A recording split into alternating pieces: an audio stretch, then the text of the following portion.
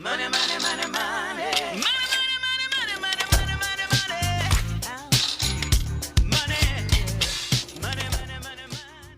Five times the wrong superstar won Money in the Bank.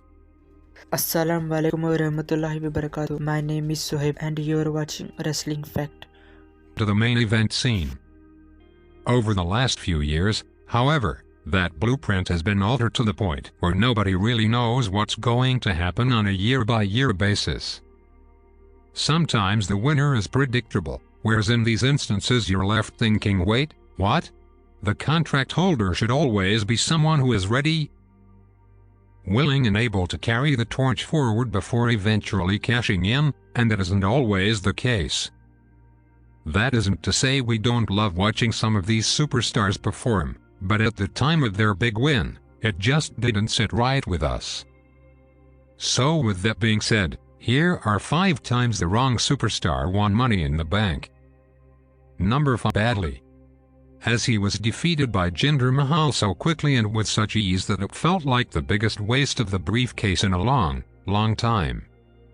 Corbin hasn't quite been able to recover, and we're left to wonder whether or not it would have been a better idea to have Sami Zayn win the match.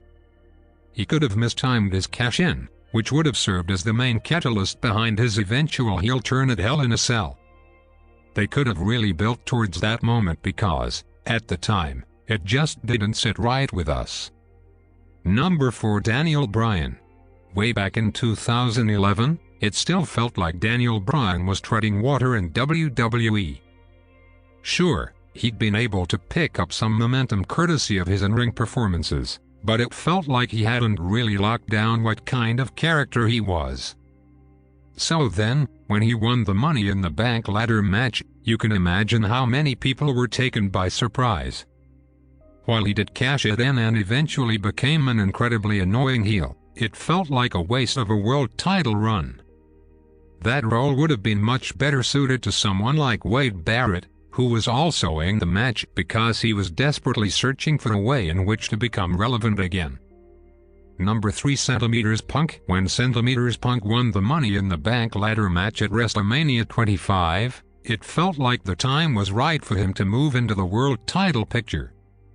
When it happened 12 months prior in Orlando, however, that wasn't the case. From the match itself to his actual reign as World Heavyweight Champion, Punk felt like he was in over his head as a babyface. The match at the Citrus Bowl should have instead been used as a way to give Mr. Kennedy another shot at running with the briefcase. His previous win was cut short when Edge won the contract from him, and Kennedy was someone who always possessed the kind of star potential necessary to be Mr. Money in the Bank. Number 2. Damian Sandow. Damian Sandow was once considered to be the most interesting character on the main roster.